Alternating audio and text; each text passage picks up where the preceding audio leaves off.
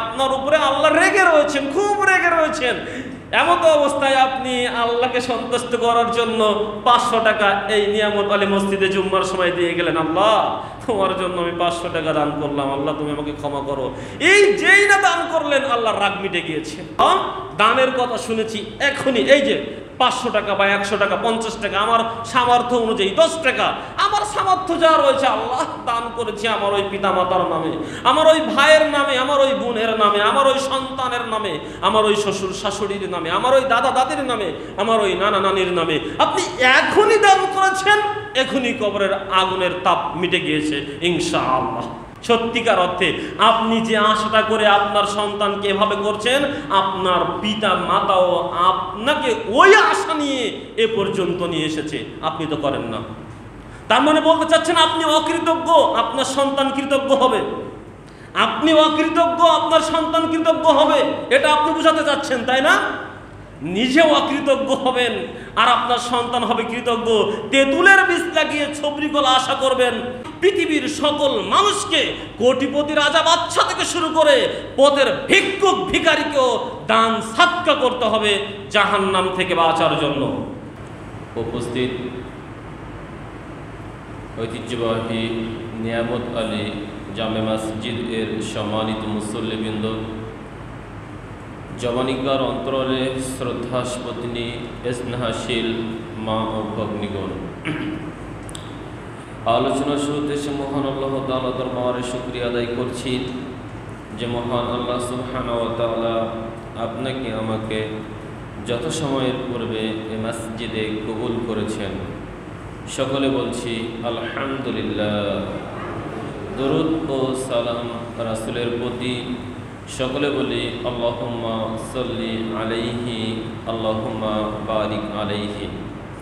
সম্মানিত উপস্থিতি, আমি আপনাদের সম্মুখে সূরাতুল হুমাযা 2 নম্বর আয়াত এবং নবী সাল্লাল্লাহু আলাইহি ওয়াসাল্লামের জবানি হতে বুখারীর 1417 নম্বর হাদিসটি বর্ণনা করে শুনিয়েছি। তেলাওয়াতকৃত আয়াত ও বর্ণিত হাদিসকে কেন্দ্র করে আমি আমার আলোচনার বিষয় নির্ধারণ করেছি সাদাকা। বর্ণিত বিষয়ের প্রতি পবিত্র কোরআন ও সহিহ হাদিসের আলোকে আমার অতি ক্ষুদ্র বিদ্যায় এক জনকল্যাণকর সংক্ষিপ্ত আলোচনা রাখার চেষ্টা করব ইনশাআল্লাহ। সম্মানিত উপস্থিতি, আপনারা আলোচনার বিষয় অবগত হয়েছেন। আলোচনার বিষয় হচ্ছে সাদাকা তথা সাধারণ দান। আপনি আমি, আপনার আমার সার্বিক জীবনে সদা সর্বদা যে দান সাদকাগুলো করে থাকি, এ বিষয়ে আজকের আমার আলোচনা। দান বলতে আমরা জাকাতকে বোঝাচ্ছি না, যেটা একজন মানুষ একটি বছর পরে দিয়ে থাকে, এটাকে আমরা বোঝাচ্ছি না। জাকাত এক জিনিস, সাদাকা তথা সাধারণ দান আর এক জিনিস। জাকাতের টাকাটা মূলত আপনার না, জাকাতের টাকার মালিক আপনি নয়। জাকাতের টাকার মালিক যারা ওই 8 শ্রেণীর মানুষ রয়েছে, যাদের কথা আল্লাহ বলেছেন, তারাই। ওটা আপনার কাছে রয়েছে, আপনি তাদেরকে দিয়ে দিবেন। জাকাতের টাকার মালিক আপনি আমি কেউ নাই। আমি এই জাকাতের টাকার মালিক যে আপনি আমি না, এটা বোঝানোর জন্য বলি। আপনি মানিকগঞ্জ থেকে একটা সদাই কিনছেন এক দোকান থেকে। সদাইয়ের দাম ছিল আপনার 1000 টাকা। ওটাকে বহন করার জন্য, পরিবহন পর্যন্ত নেওয়ার জন্য বা আপনার ঘর পর্যন্ত নেওয়ার জন্য ওর মজুরি ছিল আর 200 টাকা বা 250 টাকা। আপনি দোকানদারকে 1250 টাকা দিয়ে আসলেন বা 1200 টাকা দিয়ে আসলেন। এখন দোকানদার মুটিকে যদি টাকা না দিয়ে দেয়, তাহলে ওই দোকানদার মুটির টাকা মেরে খেয়েছে। কারণ তার টাকা ছিল মূলত 1000, আর অতিরিক্ত 200 টাকা এটা হলো যানবাহন, মুটি, যিনি নিয়ে আপনার ওই বহনটা বা পণ্যটা আপনার বাড়ি পর্যন্ত পৌঁছে দিয়েছে অথবা পরিবহন পর্যন্ত পৌঁছে দিয়েছে, আপনি তার বিলটাও মালিকের হাতে দিয়ে দিয়েছেন যে আপনার 1000 টাকার সঙ্গে মুটির 50 টাকা হোক, 10 টাকা হোক, 20 টাকা হোক, এটা আপনার কাছে দিয়ে দিলাম, আমার মালটা পৌঁছে দিয়েন। ঠিক অনুরূপভাবে জাকাতের টাকাটা আপনার আমার কাছে অনুরূপ। আপনার আমার যে টাকা পয়সা রয়েছে এই অর্থকড়ির উপরে শতকরা 2.5 টাকা, 1025 টাকা, এটা হলো ওই গরিব দুঃখী অভাবীদের জন্য আল্লাহ দিয়েছেন আপনার আমার কাছে। এ টাকা আপনার আমার না, এটা তাদেরকে দিয়ে দিতে হবে। আপনার টাকা ওই 1000 টাকা, আর 1000-এর যে 2.5 টাকা করে 25 টাকা রয়েছে, এটা আপনার গরিব দুঃখী অভাবী যাদের কথা আল্লাহ বলেছেন তাদেরকে দিতে হবে। অতএব জাকাতের টাকা এটা আপনার আমার না, এটা অন্য মানুষের হক।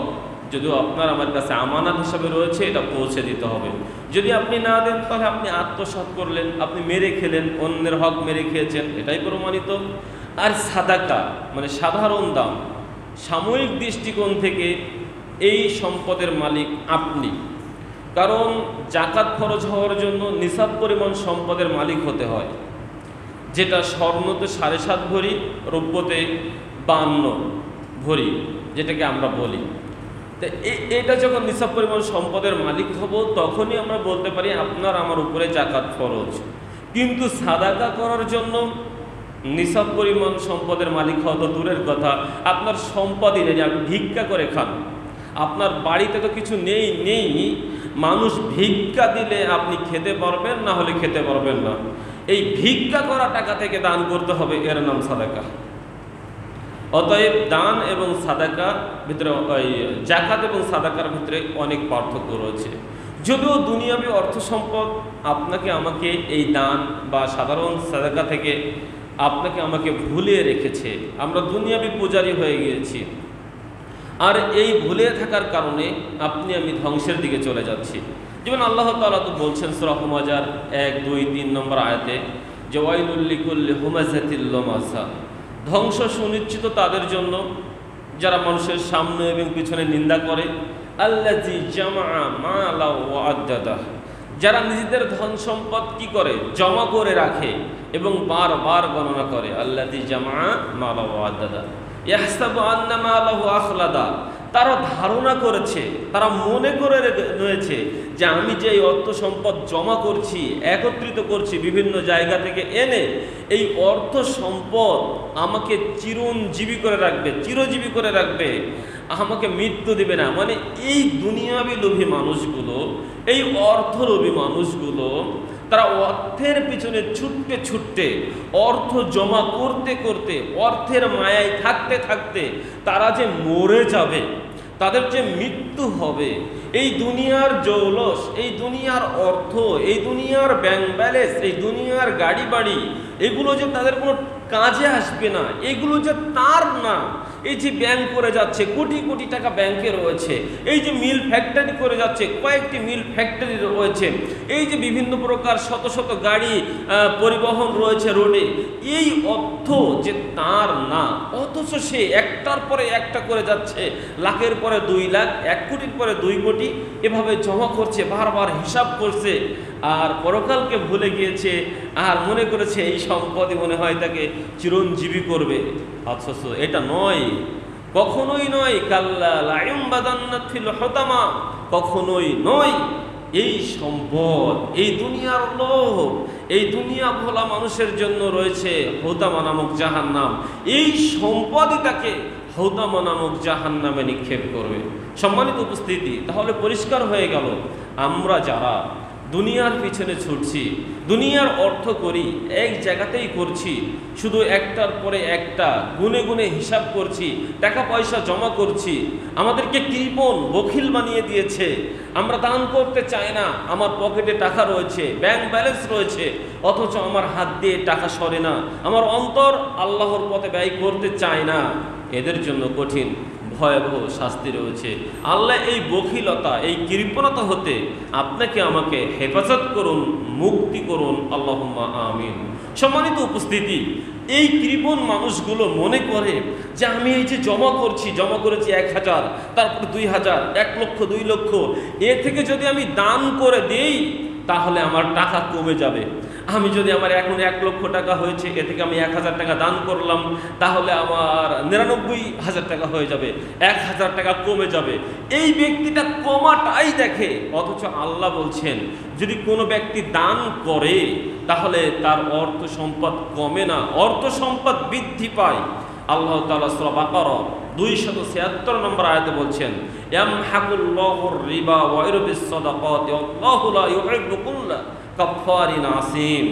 আল্লাহ বলছেন আল্লাহ সুদকে সংকুচিত করেন, ধ্বংস করেন এবং দানকে বর্ধিত করেন, বাড়িয়ে দেন। আল্লাহ ভালোবাসেন না তাদেরকে যারা অস্বীকারী, যারা পাপী।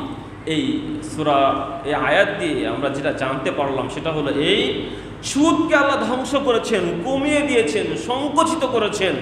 আর যারা দান করে, দানবীর, তাদেরকে আল্লাহ বর্ধিত করেছেন, বহু গুণে বাড়িয়ে দিয়েছেন। এইখানে আসার পূর্বেই মনসুর ভাই গল্প করছিল যে দান করা ব্যক্তি এবং দান না করা ব্যক্তির দৃষ্টান্ত আমার নিজের চোখে দেখেছি। আমি দেখেছি যারা দান করে না তাদের জীবন কত দুর্বিষহ, কষ্ট, দুঃখ, দুর্দশার মধ্য দিয়ে অতিবাহিত হয়। হয়তো টাকা আছে কিন্তু তার জীবনে শান্তি নাই, পারিবারিক শান্তি নাই, অসুস্থতা রয়েছে, রোগ ব্যাধি রয়েছে, বিভিন্ন প্রকার পেরেশানি, টেনশন, অশান্তিতে তাদের জীবন সারকার হয়ে গিয়েছে। অর্থে একের পর এক বিপদ, এসব টেনশন এবং পেরেশানি নিয়ে তাকে ছুটতে হচ্ছে, অবশেষে হার্ট অ্যাটাক। কিন্তু যারা দান করে আমি দেখেছি তাদেরকে আল্লাহ ঢেলে দিয়েছেন। সৌদির মানুষ দান করে, আল্লাহ তাদেরকে ঢেলে দিয়েছেন। বলছিলেন এই মসজিদে সৌদির মানুষ দান করেছে 80 লক্ষ টাকা, না জানা অচেনা মানুষ দান করেছেন, আল্লাহ তাদেরকে ঢেলে দিয়েছেন। নিয়ামত, একের পর এক নিয়ামত আল্লাহ তাদেরকে দিয়েছেন। অর্থ করি তাদের কোনো অভাব অনাটন নাই। দান করলে আল্লাহ বৃদ্ধি করে দেন, বহু অংশে বৃদ্ধি করে দেন। আল্লাহ ভালোবাসেন না। এই আয়াতকে যারা অস্বীকার করেছে যে দান করলে কমে যায়, এই অস্বীকার করা, এই অস্বীকারীকে আল্লাহ ভালোবাসেন না। এই পাপী, এই সীমালঙ্ঘনকারীকে আল্লাহ ভালোবাসেন না। দান করলে আল্লাহ কিভাবে বৃদ্ধি করেন আল্লাহ রাব্বুল আলামিন সে কথা আমাদেরকে জানিয়ে দিচ্ছেন। সূরাতুল বাকারার 261 নম্বর আয়াতে, মাসালুল লাযীনা ইউনফিকুনা আমওয়ালাহুম ফী সাবিলিল্লাহি কামাসালি হাববাতিন আমবাতাত সাবআ সানাবিলা ফী কুল্লি সুনবুলাতিন মিয়াতু হাববাতিন আল্লাহু ইযাইফু লিমান ইয়াশাউ ওয়াল্লাহু ওয়াসিউন আলীম। আল্লাহ তাআলা বলছেন যারা নিজেদের ধন সম্পদ হতে আল্লাহর পথে দান করে তাদের দৃষ্টান্ত ওই একটি বীজের ন্যায়, যে বীজ হতে জন্ম নেয় 7টি শীষ, প্রত্যেকটি শীষে 100 করে শস্যদানা। আল্লাহু ইযাইফু লিমান ইয়াশাউ আল্লাহু ওয়াসিউন আলীম। আল্লাহ যাকে ইচ্ছা চায় আরো বহু গুণে বাড়িয়ে দেয়। আল্লাহ হচ্ছে প্রাচুর্যময় এবং সর্বজ্ঞ। আল্লাহ তাআলা জানিয়ে দিলেন যে ব্যক্তি তুমি দান করো, তুমি যদি দান করো আল্লাহ তোমাকে বাড়িয়ে দিবেন। কিভাবে বাড়িয়ে দিবেন? আল্লাহ বাড়িয়ে দিবেন এভাবেই, ওই বীজের ন্যায়, যে একটা বীজ আপনি রোপণ করেছেন, ওই একটা বীজ হতে, ওই যে ধানের বীজ আপনি আমি রোপণ করি, একটা ধান রোপণ করি, ওই ধান হতে 7টি শীষ উৎপাদিত হয়। একটা বীজে 7টি শীষ উৎপাদিত হলো, আর প্রত্যেকটি শীষে 100 করে সরষা দানা রয়েছে। এই কোরআনের আয়াত প্রমাণ করে আপনি আল্লাহর পথে 1 টাকা দান করেছেন মানে আল্লাহ আপনাকে 700 টাকা রিজিক বাড়িয়ে দিয়েছে। আপনি 1000 টাকা দান করেছেন মানে আপনি 70,000 টাকার মালিক হয়ে গিয়েছেন। এই কথাই আল্লাহ তাআলা এই আয়াত দিয়ে বোঝাতে চেয়েছেন। শুধু তাই নয়, আল্লাহ যাকে ইচ্ছা এর থেকেও বহু গুণে বাড়িয়ে দেন, কারণ আল্লাহ হচ্ছে প্রাচুর্যময়, ধনী মানুষ। আল্লাহ হলো ধনী, আল্লাহ স্রষ্টা। আস্তাগফিরুল্লাহ, আমি ক্ষমা চেয়ে নিচ্ছি ধনী মানুষ কথাটা ব্যবহার করার জন্য। আল্লাহ তুমি আমাকে ক্ষমা করো। আল্লাহ হচ্ছেন রব, স্রষ্টা, তিনি হচ্ছেন ধনী। তার প্রাচুর্যের কোনো কমতি নেই। তিনি যাকে ইচ্ছা তাকে খুশি মতো দিয়ে দেন। তিনি সর্বজ্ঞ, তিনি আপনার আমার সম্পর্কে অবগত রয়েছেন। সম্মানিত উপস্থিতি, এই জন্য দান করলে আপনার আমার সম্পদ কমে না, দান করলে আপনার আমার সম্পদ বৃদ্ধি পায়। এই জন্য আপনার আমার উচিত যে আপনার আমার যে ধন আল্লাহ রাব্বুল আলামিন দিয়েছেন, এই ধন সম্পদ হতে বেশি বেশি করে আল্লাহর পথে ব্যয় করা, তার শুকরিয়া আদায় করা, তার নিয়ামতের প্রশংসা করা যে আল্লাহ তুমি আমার এত এত ধন সম্পদ দিয়েছো, তোমার শুকরিয়া, তোমার কৃতজ্ঞ, আমি তোমারই স্মরণের জন্য, তোমাকে রাজি খুশি করার জন্য এই তোমার পথে ব্যয় করে দিলাম। যদি আপনি আল্লাহকে রাজি খুশি করার জন্য ব্যয় করেন, আল্লাহর শুকরিয়া আদায় করেন, আল্লাহ আপনাকে অনেক গুণ বাড়িয়ে দিবেন। সূরা ইব্রাহিমের 7 নম্বর আয়াতে আল্লাহ বলছেন, ওয়া ইস্তাআযানা রাব্বাকুম লা ইন শাকারতুম লা আযীদান্নাকুম ওয়া লা ইন কাফারতুম ইন্না আযাবি লাশাদীদ। আল্লাহ বলছেন, স্মরণ করো যখন তোমাদের রব তোমাদেরকে বললেন তোমরা আল্লাহর পথে ব্যয় করো, আল্লাহর শুকরিয়া আদায় করো, লা ইন শাকারতুম, তোমরা আল্লাহর শুকরিয়া আদায় করো। যদি শুকরিয়া আদায় করো আল্লাহ তোমাদের বহু গুণ বাড়িয়ে দিবেন। কত গুণ? আগে বলেছি 700 গুণ, এখানে আল্লাহ আর উল্লেখ করেননি, বহু গুণের কথা বলছেন। কত গুণ? আল্লাহর মন যেমন চায় তত অনুযায়ী আপনাকে দিবেন, বহু গুণে আল্লাহ আপনার সম্পদকে বাড়িয়ে দিবেন। ওয়ালা ইন কাফারতুম ইন্না আযাবি লাশাদীদ। আর যদি তোমরা অকৃতজ্ঞ হও, অস্বীকার করো, কুফরি করো, আল্লাহর নিয়ামত পেয়েও শুকরিয়া আদায় না করো, জেনে রাখো আল্লাহর আযাব বড় কঠিন। সম্মানিত উপস্থিতি, অতএব আল্লাহ আপনাকে আমাকে যে সম্পদ দিয়েছেন এটা আপনার আমার জন্য দুনিয়াবী জীবনের একটি পরীক্ষা মাত্র। এই পরীক্ষায় উত্তীর্ণ হওয়ার জন্য আপনার মনের কৃপণতা বখিলতা হতে বের হয়ে এসে বেশি বেশি করে আল্লাহর পথে দান সাদকা করতে হবে, বেশি বেশি করে আল্লাহর পথে ব্যয় করতে হবে। তাহলে আল্লাহ রাব্বুল আলামিন আপনার আমার রিজিক বৃদ্ধি করে দিবেন, অর্থবিত্ত বৃদ্ধি করে দিবেন, আপনার আমার রোগ বালা মুসিবত ইত্যাদি থেকে দূরীভূত করে আপনাকে আমাকে মুক্ত করে দিবেন ইনশাআল্লাহ। আপনি হয়তো ভাবতে পারেন, হুজুর 1 টাকা দান করলাম, তাহলে কি মসজিদ থেকে বের হওয়ার সময় আল্লাহর ফেরেশতা এসে আমার কাছে 700 টাকা দিয়ে দিবে? আমি 1000 টাকা দান করলাম, আল্লাহর ফেরেশতাকে হাতে হাতে আমাকে 70,000 টাকা দিয়ে দিবে? জি না, আল্লাহ এভাবে আপনাকে হাতে হাতে দিবে না, আপনার কর্মের ভিতরে বরকত দিয়ে দিবে, যেটা আপনি বুঝতে পারবেন না। এটা আপনাকে স্বীকার করতে হবে। একটা হাদিস বলি আপনার সামনে, যেটা মুসলিম মিশকাতের 1877 নম্বর হাদিস। আবু হুরায়রা রাদিয়াল্লাহু তাআলা আনহু বলছেন, নবী সাল্লাল্লাহু আলাইহি ওয়াসাল্লাম আমাদেরকে বললেন, একজন ব্যক্তি একদা একটি বিরান ভূমিতে দাঁড়িয়েছিলেন। এমতো অবস্থায় মেঘের ভিতরে একটি আওয়াজ শুনতে পেলেন। কেউ যেন মেঘকে বলছেন, উমুকের বাগানে পানি দাও। মেঘের ভিতরে কেউ যেন মেঘকে ডেকে বলছেন, উমুকের বাগানে পানি দাও।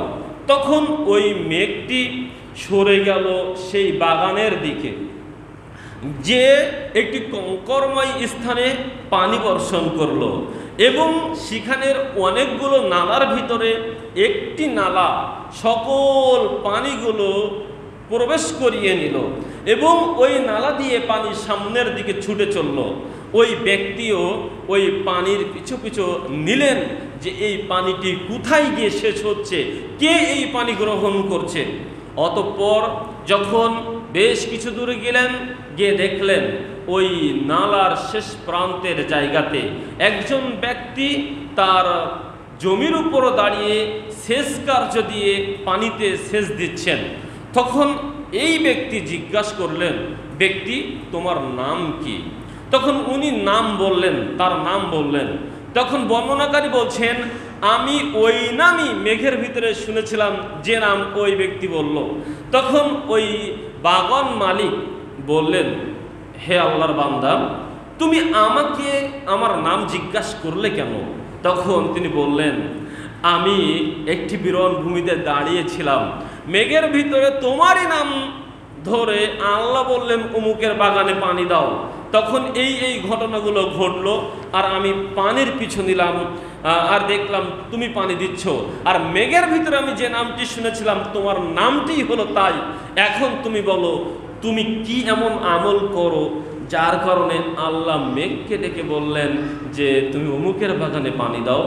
তখন ওই ব্যক্তি বলছেন, আল্লাহর বান্দা, তাহলে শোনো, আমি এই বাগান থেকে যা ফলাই তা হতে আমি খাই, আমার পরিবারকে খাওয়াই। আরেকটি ভাগ আমি পরবর্তীতে রোপণ করার জন্য রেখে দিই, আর একটি ভাগ আমি এই আল্লাহর রাস্তায় অভাবী বা আল্লাহর পথে আমি ব্যয় করে দিই, দান সাদকা করে দিই। আমার এই টোটাল সম্পদ 3টা ভাগ হয়। একটা ভাগ আমি আমার নিজের এবং নিজের পরিবারের জন্য ব্যবহার করি, একটি ভাগ আবার রোপণ করার জন্য রেখে দিই, আরেকটি ভাগ আমি দান সাদকা করি। এ কারণেই আল্লাহ তাআলা আমার এই ফসলে এত বারাকা এবং বরকত দিয়েছেন। সুবহানাল্লাহ। হাদিসটি কিন্তু মুসলিম মিশকাতের 1877 নম্বর হাদিস। অতএব আপনি আমি মনে করছি যে আল্লাহ আপনার আমার হাতে হাতে দিবেন, জি না। এই ব্যক্তি যেমন জানতো না আল্লাহ বলেছে তার বাগানে পানি দিতে, আপনি আমি হলে কি করতাম? আপনি আমি ওই 3 ব্যক্তির মতো হয়ে যেতাম বনি ইসরাইলের, যারা ওই 2 জন ব্যক্তি আল্লাহর নিয়ামতকে অস্বীকার করেছিল। ওই কুষ্ঠরোগী টাকলা ব্যক্তি, তারা আল্লাহর নিয়ামতকে অস্বীকার করেছিল। আপনি আমিও বর্তমান সময়ে আল্লাহর হাজার নিয়ামত খেয়েও তাদের মতোই অস্বীকারী, তাদের মতোই অস্বীকারী। এই ব্যক্তি স্বীকার করলো, আপনি আমি হলে স্বীকার করতাম না। আপনি আমি হলে বলতাম এটা তো আমার কষ্টের ফসল, আমি সারাদিন সেচ দিয়েছি এই নালা থেকে, তারপর ভিজিয়েছি সকাল থেকে সন্ধ্যা পর্যন্ত, কত কষ্ট করে আমি এই পানি সেচ দিয়েছি জানো। এভাবে আপনি আমি আপনার আমার ক্রেডিট নিয়ে নিতাম, আল্লাহর ক্রেডিট দিতাম না। এটাই হলো বাস্তবতা। কিন্তু আল্লাহ আপনাকে আমাকে দিচ্ছেন, আপনাকে দিয়েছেন, এখনো দিবে, পরবর্তীতেও দিবে। কিন্তু আপনি আমি অকৃতজ্ঞ, আল্লাহর শুকরিয়া আদায় করি না, শুকরিয়া গুজর বান্দা না, তাই অস্বীকার করি। বাস্তবতার জীবনে সত্যিকার অর্থে দান করলে কমে না, দান করলে অনেক বৃদ্ধি করে দেয়। লোক দিয়ে উদাহরণ দিয়ে কি করব, আমার নিজের জীবনে যে প্রমাণ রয়েছে। এক সময় আমি যে টাকা দিয়ে ইমামতি করতাম, এখন সেই টাকা দান করি, আর যে টাকা দিয়ে ইমামতি করতাম তার 10-20 গুণ টাকা এখন ইনশাল্লাহ আমি ইনকাম করি। তাহলে আল্লাহ আমাদেরকে দিয়েছেন, দানের ফজিলতা দিয়েছেন। আমি এক সময় যখন ইমামতি ছেড়ে দিলাম, তখন আমার একটা মসজিদে খুতবা ছিল। তখন আমি ভাবলাম যে আমি প্রতিদিন কিছু কিছু দান করব, দান করলে তো আল্লাহ রিজিক দিয়ে দেয়। আমি তো এখন ইমামতি করি না, একটা মসজিদে শুধু সপ্তাহে 1 দিন খুতবা দিই আর 3 দিন বসে থাকি। তো আমি নিয়ত করলাম প্রতিদিন আমি কিছু না কিছু দান করব, কারণ আল্লাহর কাছে সেটাই প্রিয় যেটা নিয়মিত করা হয়। তো হুজুর আপনি দান করে বলছেন, দান তো গোপনে করতে হয়, ডান হাত দান করলে বাম হাত জানতে পারে না। জি, আমি বলছি এই কারণে, আমি মারহাবা নেওয়ার জন্য নয়, আপনাকে অনুপ্রেরণা দেওয়ার জন্য। কারণ আমি বিশ্বাস করি আমার এই কথা শুনে যদি কেউ অনুপ্রেরণা লাভ করে, একজন ব্যক্তি যদি তার আমল চালু করে, তাহলে সে মৃত্যুর আগ পর্যন্ত যত আমল করে যাবে, আমি বলার কারণে আমার আমলনামায় আল্লাহ তত নেকি দিবেন, এটা আল্লাহ রব্বুল আলামিন ওয়াদা করেছেন। এজন্য আপনাদের সামনে বলছি, আমি নিয়ত করলাম যে আমি প্রতিদিন কিছু টাকা দান করব।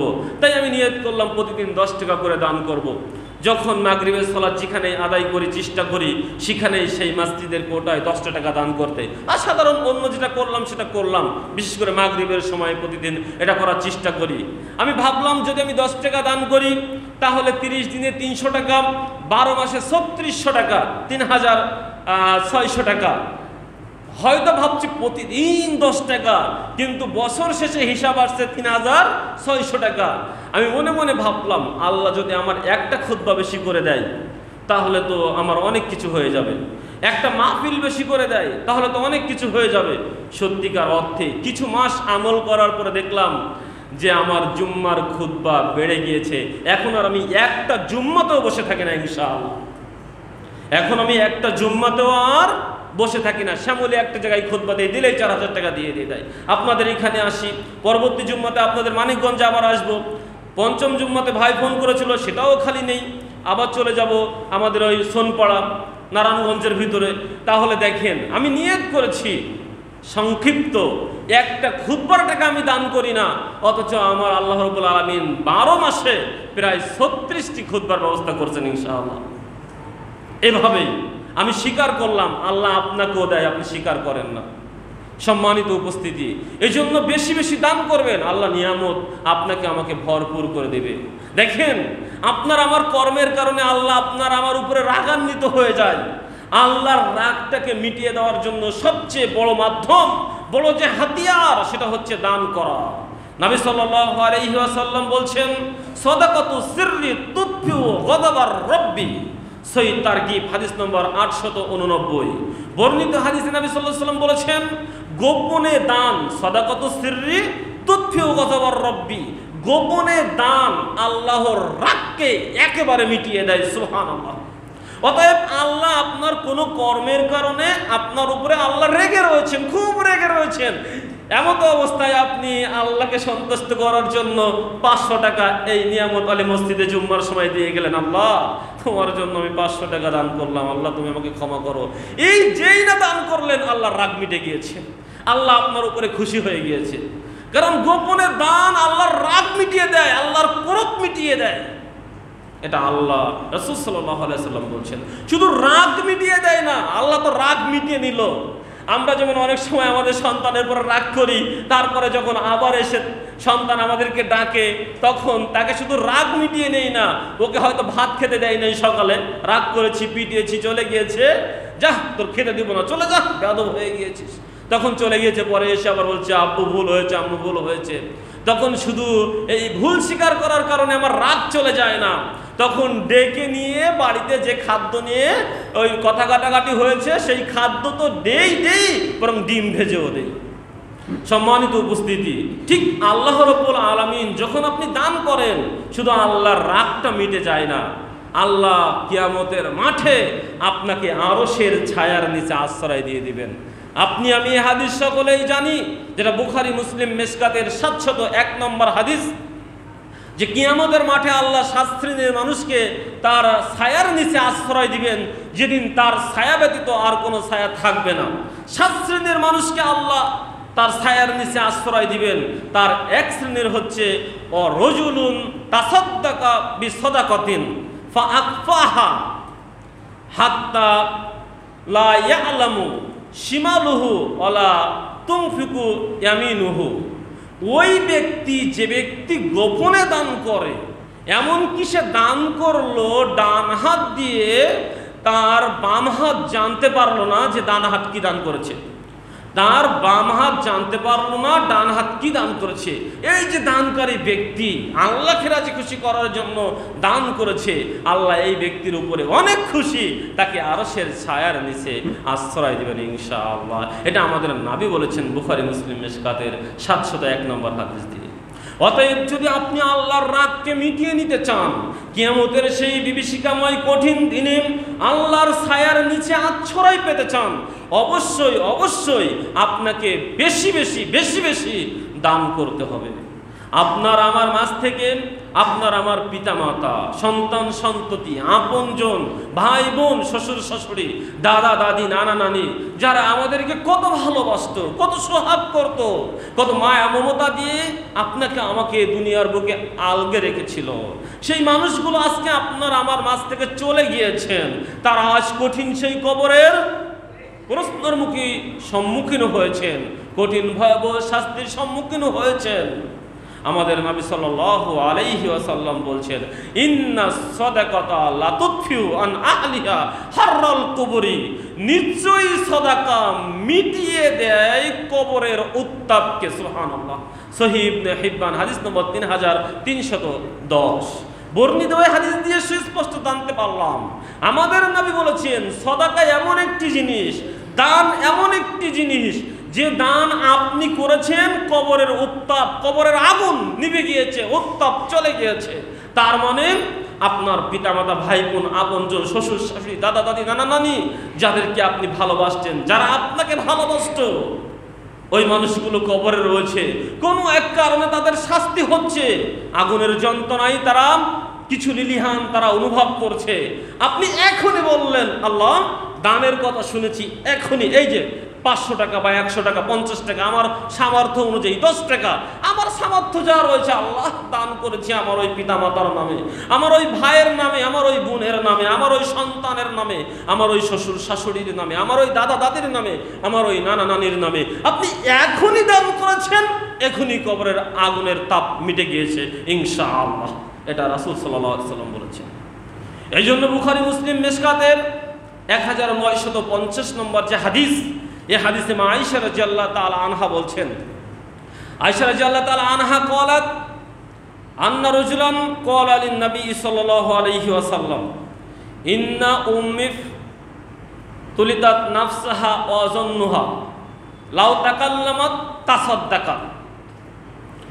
নবী সাল্লাল্লাহু আলাইহি ওয়াসাল্লামের নিকটে একজন এসে বলছেন, নবী সাল্লাল্লাহু আলাইহি ওয়াসাল্লাম, আমার মা হঠাৎ করে মারা গিয়েছেন, একেবারে আকস্মিক মারা গিয়েছেন, হঠাৎ মারা গিয়েছেন। তা তিনি যদি লাউ তাকাল্লামাত তাসাদ্দাকাত, তিনি যদি কথা বলতে পারতেন তাহলে তিনি দান করতেন। এখন আমি যদি তার হয়ে দান করি তাহলে কি আমার মা সেই দানের সব পাবে? নবী সাল্লাল্লাহু আলাইহি ওয়াসাল্লাম বললেন, ক্বালা নাম, তুমি যদি তোমার মায়ের হয়ে এখন দান করো তাহলে তোমার মা সেই দানের সব পেয়ে যাবে। সুবহানাল্লাহ। হাদিসটি কিন্তু বুখারী মুসলিম মিশকাতের হাদিস নাম্বার কত বললাম? 1950। দেখে নেন আপনি যে আপনি সন্তান, আপনি দান করবেন আপনার মায়ের হয়ে, পিতার হয়ে, ইত্যাদি হয়ে, আপনার এই দান আপনার মায়ের নামে চলে যাবে, আমলনামায় চলে যাবে, কবরের আগুন নিভে যাবে, উত্তাপ একেবারে বন্ধ হয়ে যাবে, এটা বলেছেন। একেবারে সত্যিকার অর্থে দান এমন একটি জিনিস, পৃথিবীর যে কোনো প্রান্তে হোক, যে কোনো জায়গা থেকে হোক, দান করলেই কাজে আসবে। আপনার আত্মীয় স্বজন, আপনার আপনজন রয়েছে কোথায়? আমেরিকাতে, রয়েছে কোথায়? সিঙ্গাপুরে, রয়েছে কোথায়? অস্ট্রেলিয়াতে, আরও পৃথিবীর নাম না জানা বহু বহু দূরে, হাজার হাজার কিলোমিটার দূরে আপনার আত্মীয় স্বজন রয়েছে, সেখানে মারা গিয়েছে, তাদের লাশটি পর্যন্ত আপনি দেখতে পারেননি। আপনি এইখানে দান করছেন, এইখানেই দান করবেন, সব চলে যাবে ওখানে। পৃথিবীর যে কোনো প্রান্ত থেকে যে কোনো ব্যক্তি, বন্ধু বান্ধব, ভাই বোন, আত্মীয় স্বজন, শুভাকাঙ্ক্ষী, যে কেউ, যে কোনো ব্যক্তি যদি দান করে সঙ্গে সঙ্গে সেই দান তার নিকটে পৌঁছে যাবে এবং তার কবরের আযাব মুক্ত হবে। এ কথা আমাদের নবী সাল্লাল্লাহু আলাইহি ওয়াসাল্লাম বলেছেন।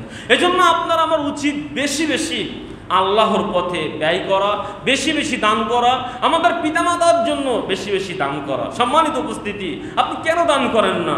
আপনি হাজার হাজার কোটি কোটি টাকার মালিক হয়েছেন, আপনি হাজার হাজার টাকার মালিক হয়েছেন, আপনি লাখপতি হয়েছেন, কেন?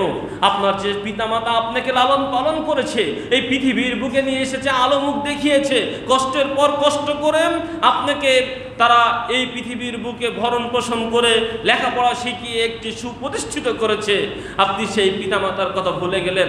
আপনি তো আপনার সন্তানকে ভুলেননি। আপনার সন্তানের জন্য আপনি প্রতিদিন হাজার হাজার টাকা ব্যয় করছেন, সেই পিতামাতার জন্য কেন কিছু করছেন না? আপনি হাজার হাজার লক্ষ লক্ষ টাকা আপনার সন্তানের জন্য ব্যাংক ব্যালেন্স করে রেখে যাচ্ছেন, অথচ আপনার পিতামাতা যারা আপনার জন্য সর্বজ্ঞ ত্যাগ তিতিক্ষা দিয়েছে তাদের জন্য কেন করছেন না? আপনি নিজেও দান করছেন না, নিজেও দানের নেকি থেকে বঞ্চিত হচ্ছেন, পিতা মাতাকেও সে নেকি থেকে বঞ্চিত করছেন। আপনার সম্পদ থেকে যাবে, আপনার কোনো উপকারে আসবে না। আপনি হয়তো বলতে পারেন, না আমার সম্পদ থেকে গেলে কি হয়? আমার সম্পদ হবে আমার সন্তান আমার নামে দান করবে, আমার নামে মসজিদ করবে, আমার নামে মাদ্রাসা করবে, প্রতি মাসে মসজিদে 1000 টাকা 2000 টাকা করে আমার সন্তান আমার নামে দিবে। একথা আপনি ভেবেছেন, এজন্য তো আপনার সন্তানের জন্য এত কিছু করছেন, তাই না? মিল ফ্যাক্টরি করেছেন, ব্যাংক ব্যালেন্স করেছেন, আরও ইত্যাদি, ছেলেকে চাকরি ধরিয়ে দিয়েছেন, এই আশাই তো নাকি? ঠিক সত্যিকার অর্থে আপনি যে আশাটা করে আপনার সন্তানকে এভাবে করছেন, আপনার পিতা মাতাও আপনাকে ওই আশা নিয়ে এ পর্যন্ত নিয়ে এসেছে, আপনি তো করেন না। তার মানে বলতে চাচ্ছেন আপনি অকৃতজ্ঞ, আপনার সন্তান কৃতজ্ঞ হবে। আপনি অকৃতজ্ঞ, আপনার সন্তান কৃতজ্ঞ হবে, এটা আপনি বোঝাতে চাচ্ছেন, তাই না?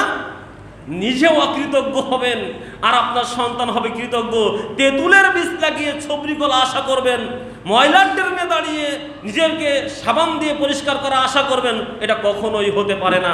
তেঁতুলের বীজে যেমন ছবরি কলা আশা করা যায় না, ময়লার ড্রেনে দাঁড়িয়ে যেমন নিজেকে পরিষ্কার করার আশা করা যায় না, ঠিক নিজেকে অকৃতজ্ঞ বানিয়ে সন্তানকে কৃতজ্ঞতা আশা করবেন, এটা কখনোই হতে পারে না। পিতামাতা নিয়ে আলোচনা করলে সেদিনই এই কথাগুলো তুলে ধরবো ইনশাআল্লাহ। অতএব আজই মনোনিবেশ করুন, বেশি বেশি আল্লাহর পথে ব্যয় করার চেষ্টা করুন।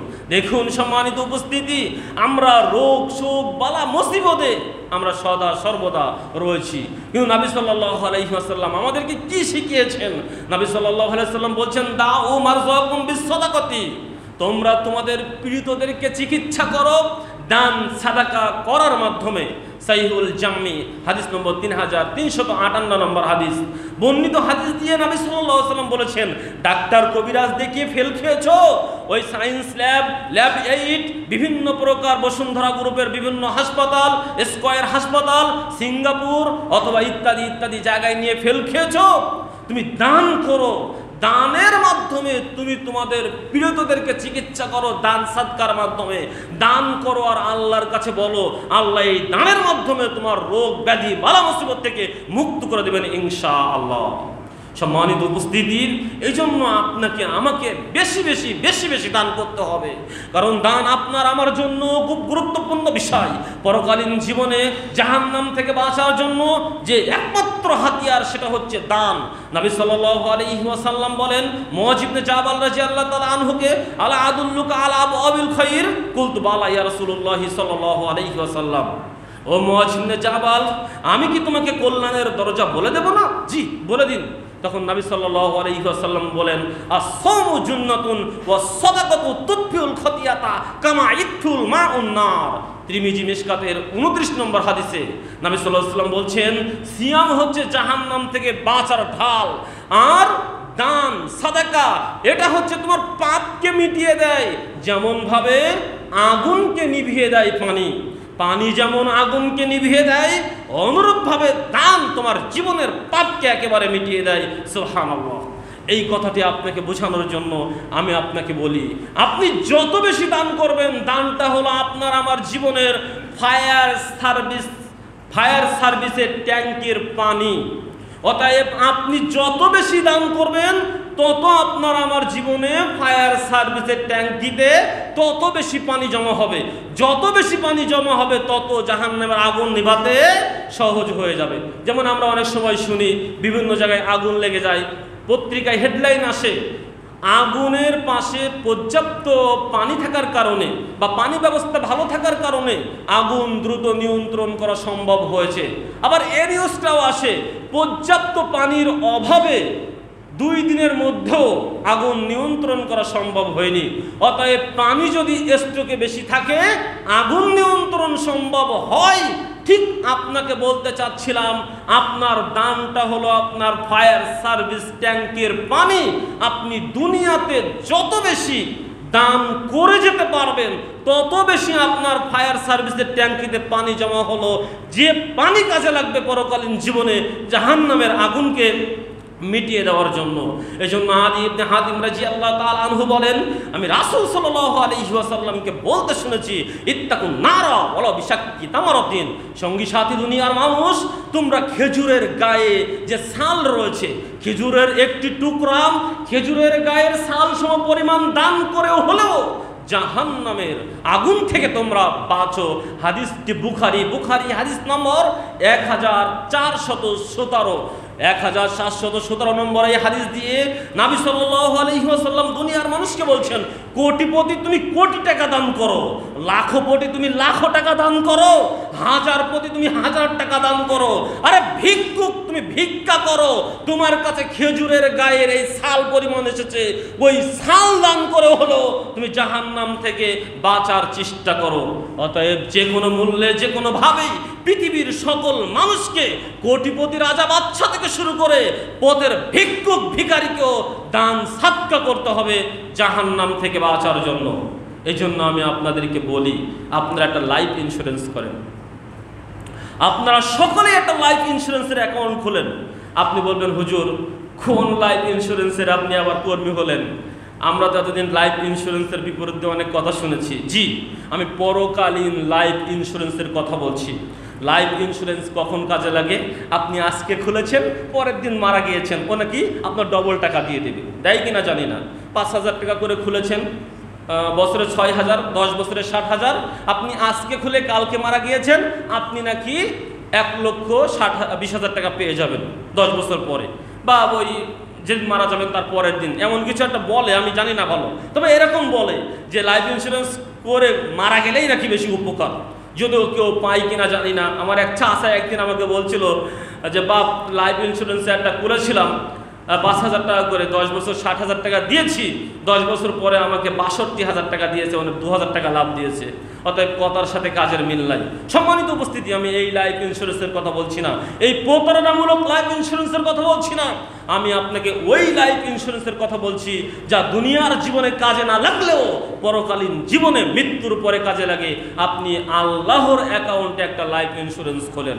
আজকে নিয়ত করেন যে প্রতি জুম্মাতে যখন আসবো 500 টাকা করে নিয়ে আসবো, প্রতি জুম্মাতে যখন আসবো 1,000 টাকা করে নিয়ে আসবো। আমি সাপ্তাহিক একটা অ্যাকাউন্ট খুললাম লাইফ ইন্স্যুরেন্স, যে লাইফ ইন্স্যুরেন্সের অ্যাকাউন্টটার মালিক আমি একাই, যে লাইফ ইন্স্যুরেন্সে কেউ হাত দিবে না। এভাবে আপনি একটা নিয়ত করেন। আপনি গরিব মানুষ, আপনি নিয়ত করেন যে 50 টাকা করে নিয়ে আসবো শুক্রবারে জুম্মার দিনে। আমি সাপ্তাহিক একটা অ্যাকাউন্ট খুললাম। আমি আরও গরিব, 10 টাকা করে নিয়ে আসবো, 5 টাকা করে নিয়ে আসবো। আমি 5 টাকার একটা সাপ্তাহিক লাইফ ইন্স্যুরেন্স করলাম। প্রতি সপ্তাহে জুম্মার দিনে আমি এই লাইফ ইন্স্যুরেন্সের অ্যাকাউন্টে 5 টাকা করে জমা করব। একই কাজ, এক জুম্মাতে মনে নেই তো, যেমন কিস্তি 1 মাস দেননি, পরের মাসে ডবল, তো ঠিক পরের জুম্মাতে 5 টাকার কিস্তি হলে 10 টাকা নিয়ে আসবেন।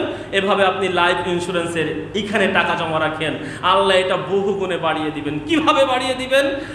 সাইদ ইবনে আসার রাহিমাহুল্লাহ আলাইহি তিনি বলছেন, আমি আবু হুরায়রা রাদিয়াল্লাহু তাআলা আনহুকে বলতে শুনেছি, রাসূল সাল্লাল্লাহু আলাইহি ওয়াসাল্লাম বলেছেন, মা তাসাদ্দাকা আহাদুন বিসাদাকাতিন মিন তাইয়িবিন, যখন তোমাদের কেউ তোমাদের পবিত্র বস্তু হতে আল্লাহর পথে দান করে, ওয়ালা ইয়াকবালুল্লাহু ইল্লা তাইয়িবান, কেননা আল্লাহ পবিত্র বস্তু ছাড়া গ্রহণ করেন না, ইল্লা আখাযাহার রহমানু বিয়ামিনিহি, আল্লাহ ওই দানটাকে ডান হাত দিয়ে গ্রহণ করেন।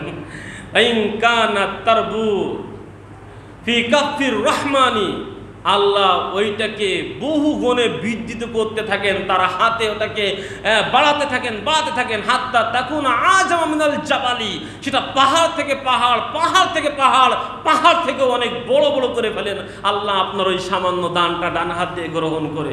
তারপর নবী বলছেন, কামা ইউরাব্বি আহাদুকুম ফালুহু আও ফাসিলহু, যে অনুরূপভাবে তোমরা ওই দুধ ছাড়া গাভী বা উটের বাচ্চাটাকে লালন পালন করে বড় করো, ও থেকে একটা বাচ্চা, তা থেকে দুটা বাচ্চা, তা থেকে 3টা বাচ্চা, 100 বাচ্চা, 1000 বাচ্চা, এমন এক গুদাম হয়ে যায়, একটা পাল হয়ে যায়। এভাবে যেমন তোমরা বাড়াতে থাকো, ঠিক আল্লাহ তোমাদের দান টাকা অনুরূপভাবে ধরেন, অনুরূপভাবে ধরে ডান হাতে নিয়ে ওভাবে বৃদ্ধি করতে থাকেন, যেটা পাহাড় থেকে পাহাড়, পাহাড় থেকে পাহাড় আরো বৃদ্ধি লাভ করে। এই হাদিসটি কিন্তু আমার বানোয়াট না, হাদিসটি বুখারী হাদিস নম্বর 7430, তিরমিজি হাদিস নম্বর 661। অতএব আপনি এই লাইফ ইন্স্যুরেন্সের যে টাকা দান করছেন, এই টাকাটা আল্লাহ দান হাতে নিয়ে ওই 10 বছর পরে ডবল দিবে না, আল্লাহ ওটাকে পাহাড় থেকে পাহাড় করবেন। কিয়ামতের দিন যখন আপনি জাহান্নামী হবেন, আল্লাহ বলবে কোনো আমলে আর কাজ হচ্ছে না, ঠিক আছে আমার কাছে তোমার আমল আছে।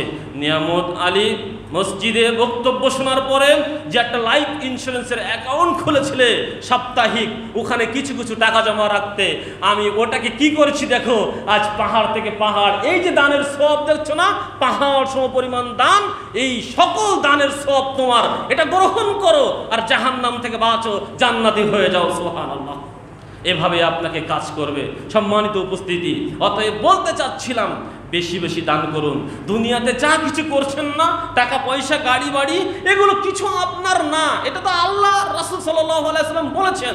বান্দা বলে, একুলুল আবদি মালি মালি, আমার সম্পদ, আমার সম্পদ, আমার সম্পদ, ওয়া ইন্না মালাহু মিন মালিহি সালাসাতুন, কিন্তু প্রকৃত 3টি সম্পদ তার আর সব লোকের। মা আকালা ফা আবলা, আও লাবিসা ফা আবলা, আও আতা ফাত্তানা, যা সে খেয়েছে ফুরিয়ে ফেলেছে, যা সে গায়ে দিয়েছে ছিঁড়ে ফেলেছে, আর যা সে আল্লাহর রাস্তায় দান করে তার নিজ অ্যাকাউন্টে জমা করেছে, ওমা সিওয়া যালিকা ফাহুয়া সাহিবুন ওয়া তারিকুহু লিন-নাস, আর এছাড়া যত কোটি টাকার সম্পদ রয়েছে সে মানুষের জন্য ছেড়ে চলে যাবে।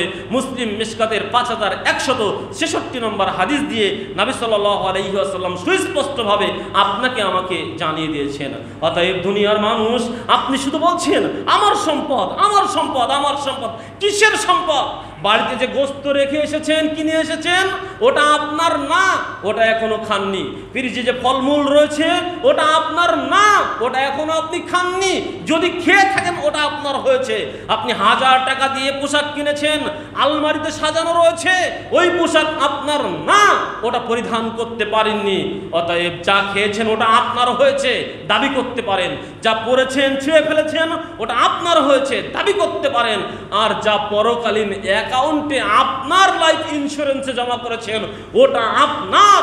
আর পৃথিবীতে যত গাড়ি বাড়ি রয়েছে, ব্যাংক ব্যালেন্স রয়েছে, কোটি কোটি ডলার রয়েছে, সবই আপনি অন্যের জন্য, পরের জন্য, ওয়ারিসের জন্য রেখে চলে যাবেন। আপনার জন্য কেউ ফিরে তাকাবে না। আরে কোটি টাকার মালিক দেখেছি 3 দিনেও লাশ দাফন কাপন হয় না। কোটি কোটি টাকার মালিক, ঢাকাতে বাড়ি, নারায়ণগঞ্জে বাড়ি, নরসিংদীতে বাড়ি, ব্যাংকে কোটি কোটি টাকা রয়েছে, 3 দিনেও তার দাফন কাপন হয় না। এ ছেলে বলে আমার ভাগে কম পড়েছে, ও মেয়ে বলে আমার ভাগে কম পড়েছে, ইত্যাদি ইত্যাদি সদা সর্বদা দেখতে থাকবেন। অতএব আপনি আজই শেষ নিঃশ্বাস ত্যাগ করলে আপনার কোটি টাকা তো দূরের কথা, আপনার 5 তলা বাড়ি তো দূরের কথা, 5 তলা বাড়ির আঙ্গিনায়ও আপনার জায়গা হবে না উঠানে ব্যতীত। এটা মনে রাখবেন। অতএব সম্মানিত উপস্থিতি, যেহেতু সময় শেষ হয়ে গিয়েছে, কথাও গুটিয়ে নিয়ে আসছি আপনাদের কাছে, আমি এই মেসেজটি দিতে চাচ্ছিলাম, আসুন আপনি আমি দান করি, সদা সর্বদা দান করি। টাকা নেই, বাড়িতে খাদ্য রয়েছে, আপনি খাদ্যটা দিয়ে দেন একজনকে, ওটাও আপনার দান হবে। ভালো একটা কথা বলেন, এই কথাটাও আপনার দান হবে। একটা উপকার করেন, এটাও দান হবে। একজন মানুষকে দান করার কাজে সাহায্য করেন, এটাও দান হবে। নবী সাল্লাল্লাহু আলাইহি ওয়াসাল্লাম বলছেন, স্ত্রী দান করেছে স্বামীর টাকা, স্বামীও সওয়াব পাবে, স্ত্রীও সওয়াব পাবে। কারোর মাধ্যমে দান করেছে, সেও সওয়াব পাবে, কারোর সওয়াব কমতি করা হবে না। স্বামী সওয়াব পাবে, সে ইনকাম করেছে, স্ত্রী সওয়াব পাবে, সে দান করেছে, আর বাহনকারী সে তত্ত্বাবধান করেছে ওই দানের জন্য, এই জন্য তিনিও সওয়াব পাবে, সমান সওয়াব পাবে। এই জন্য আপনাকে বলি, আপনার যে সন্তান রয়েছে, আপনি 10 টাকার চিপস কেনার জন্য টাকা দিয়ে দিন, তাই না? 50 টাকা ধরিয়ে দিন জুস কেনার জন্য, তাই না? জুম্মার দিনে আসেন, তার হাতে 50 টাকা ধরিয়ে দেন, 100 টাকা ধরিয়ে দেন, 10 টাকা ধরিয়ে দেন, 5 টাকা ধরিয়ে দেন, দিয়ে তাকে অভ্যাস করান, আব্বু 5 টাকা দাও, মসজিদে দান করো। অভ্যাস করান, দান করার অভ্যাস করান। আপনি দিয়েছেন সন্তানের হাতে টাকা ধরিয়ে, আপনি সওয়াব পাবেন ইনকাম করেছেন বলে। আপনার সন্তান দান করেছে, আপনার সন্তানও সওয়াব পাবে দানকারী হিসাবে। আর ও দান করার একটা অভ্যাস তৈরি হয়ে যাবে। আপনি একদিন চলে যাবেন, আপনার হাতে দিয়েই ওকে দান করার অভ্যাস তৈরি হয়েছে। ও আপনার নামে দান না করলেও ও যে দান করবে বড় হয়ে, আপনার নামে করে নিয়ে, তবে ও দান করার অভ্যাসটা জারি রেখেছে। জুম্মার দিনে আসলেই ও টাকা দেয়, তো ওটা আপনি শিখিয়েছেন। এ কারণেই আপনার আমলনামায় কিয়ামত পর্যন্ত ওই দানের নেকি হবে।